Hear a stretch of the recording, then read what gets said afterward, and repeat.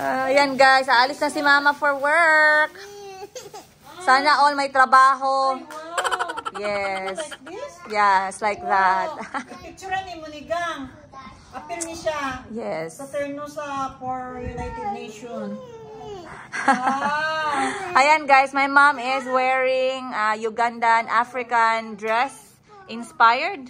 And she's also wearing one of my bracelet that she make, tawag ni mo, kupit-kupit in my bag.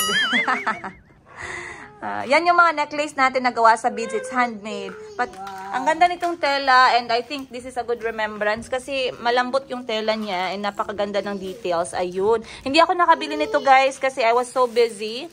Konti lang yung nabili ko. Ayan. And this is my mother's assistant right there.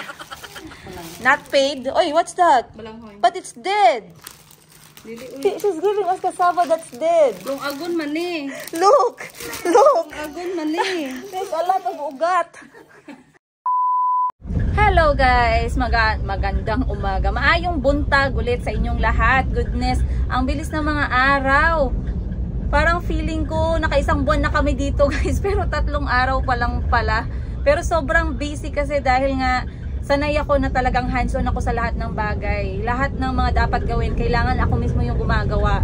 So, so far so good. Ang sobrang init ng pagtanggap ng ating mga bagong kaibigan syempre at mga kaibigan natin for long time back sa ating bagong buhay dito sa Pilipinas with Auntie Christine. Ayan, alam ko namimiss ninyo si Joseph na aking assistant na Ugandan for 8 months. Hindi siya nakasama pero it's not a bad thing kasi I really wanted Joseph to ang tawag niyo dyan guys, to put everything in place for his family sa Uganda. Hindi naman pwede na basta-basta na lang siya umalis kasi Joseph is the breadwinner of the family. Also, wala na silang tatay. Namatay na yung tatay ni Joseph. And Joseph is the eldest. So, marami pa siyang mga responsibility at marami siyang kailangan talagang i-hands-on muna sa kanilang probinsya. So, nakatanggap ako ng update sa kanya which was, I think, yesterday na bumalik na siya sa probinsya. Nag-travel na siya sa napakalaking bus ng Uganda. Natawa nga ako sa picture niya. Ilalagay ko dito yung picture ni Joseph. Bit-bit niya yung bag niya. Yan yung gamit niya for 8 months, guys. Iba talaga ang mga lalaki pag pag naghakot, isang bag nandun na lahat. So, natawa ako kasi mas malaki, mas mataba pa yung bag niya kaysa sa kanya.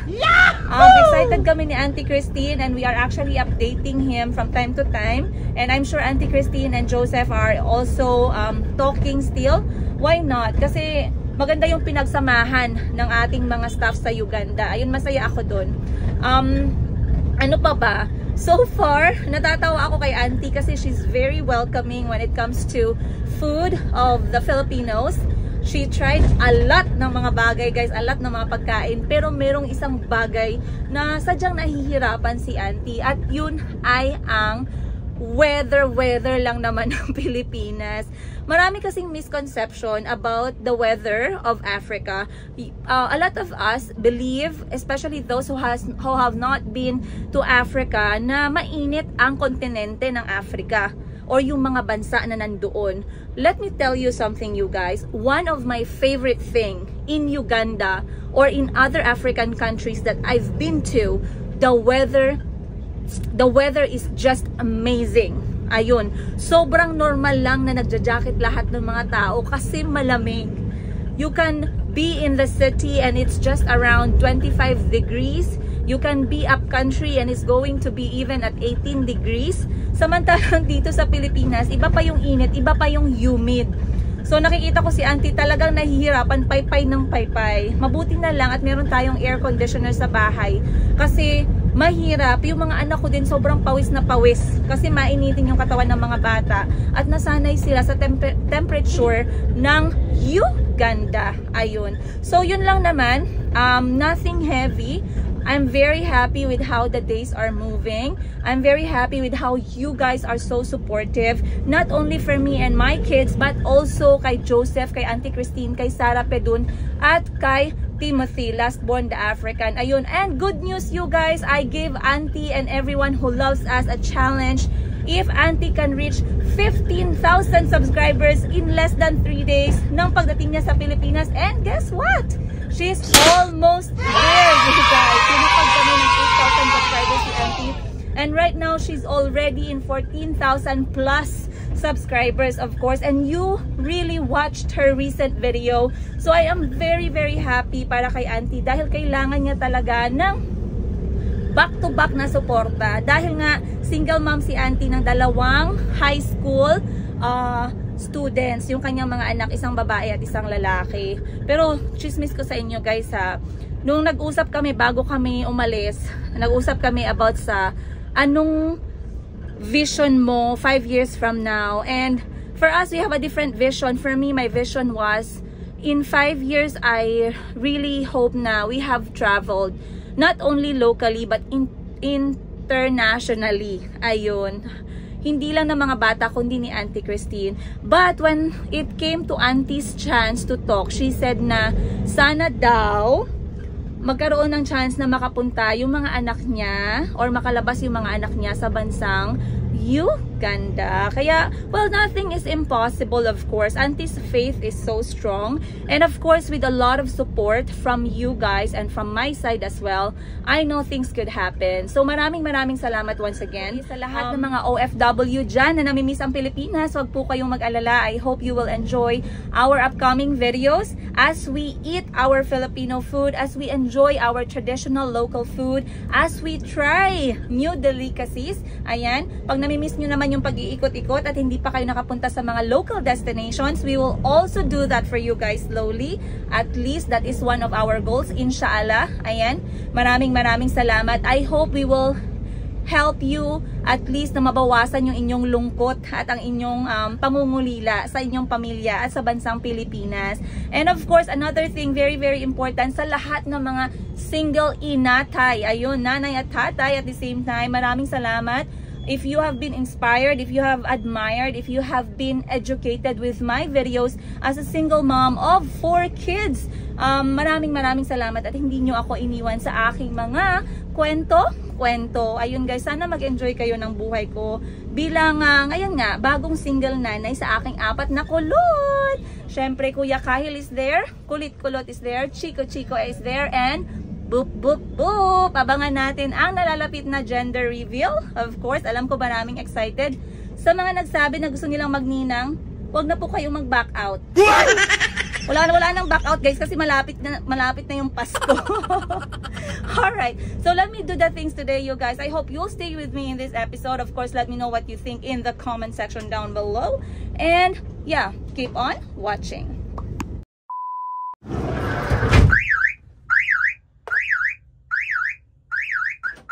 Grabe, sobrang init guys. So lagi pala akong nagmo-move ng kasama yung aking notebook kasi lagi ako may nakakalimutan. So I have to write down everything I have to do. Isa nga pala yan no, sa gusto kong i-advise sa inyo, lalong-lalo na as nanay, para iwas sa tawag nito, sayang sa oras at gastos, pera, energy. Magdala kayo ng maliit na notebook para masulat niyo yung to-do list.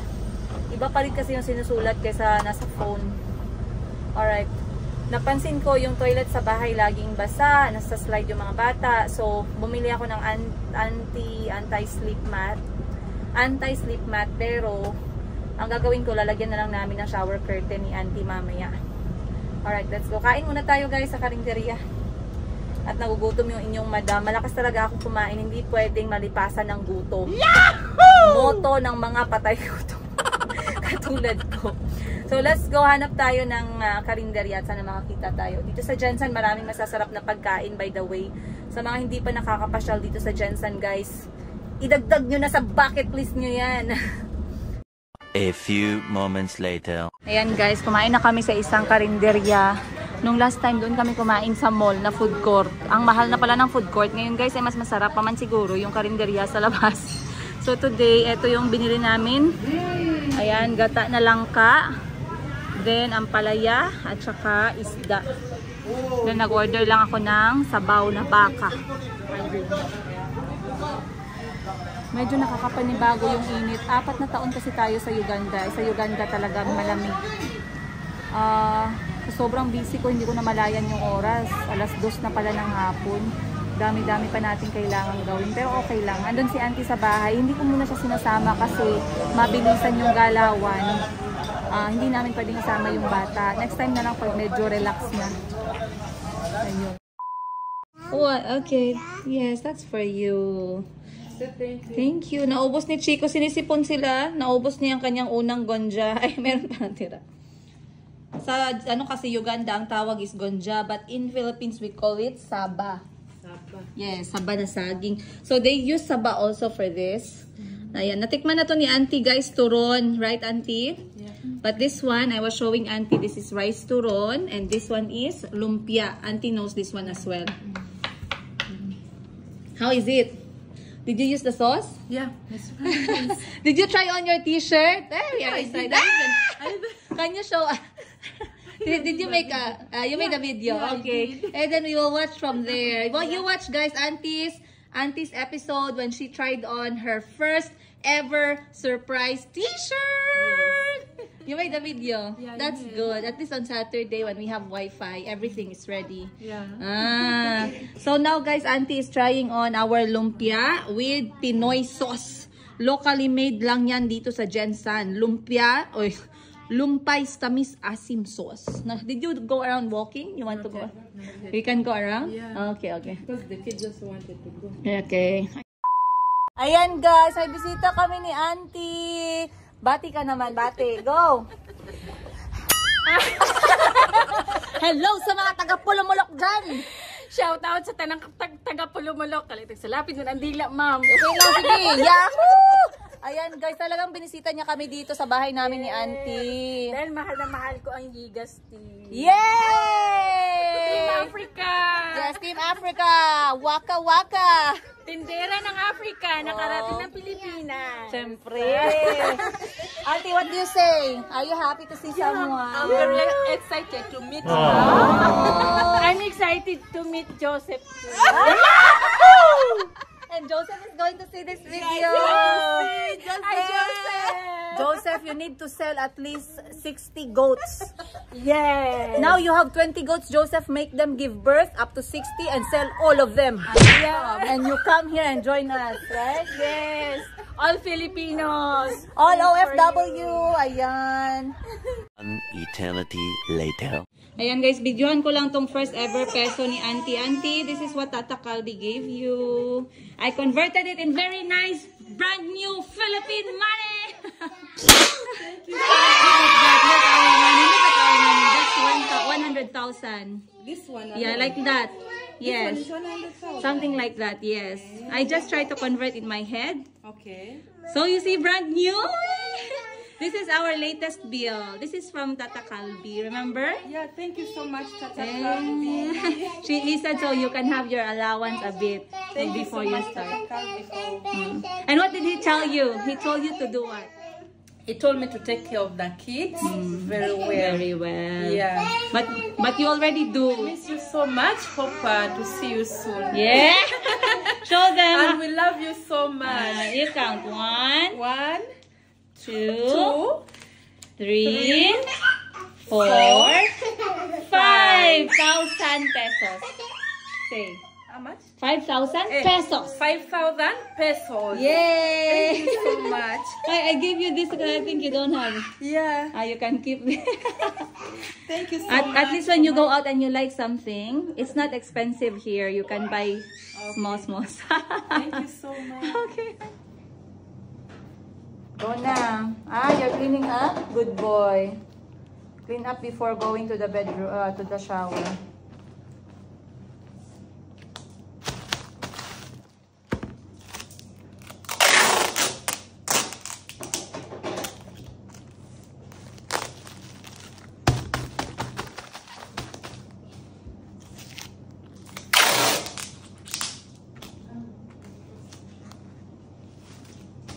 Ko na anak. Ayan guys, dumating na yung mga orders ninyo from Africa. So, pinapak ko na lahat para ma-send bukas agad.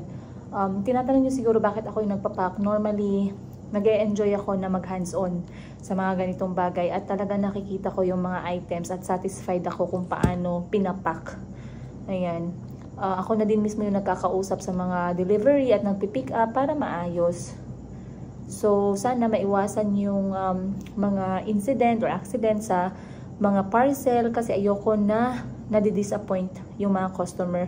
Kasi putting myself, no, as customer, mahirap ma-disappoint kapag bumibili tayo. So, I'm hoping na you will get all the items from Africa in good condition and very good condition. Ayun.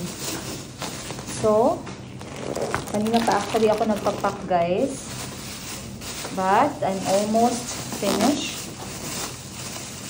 Tinatapos ko na lang yung iba dahil merong mga parcels na malalaki. Katulad nito. Ayan.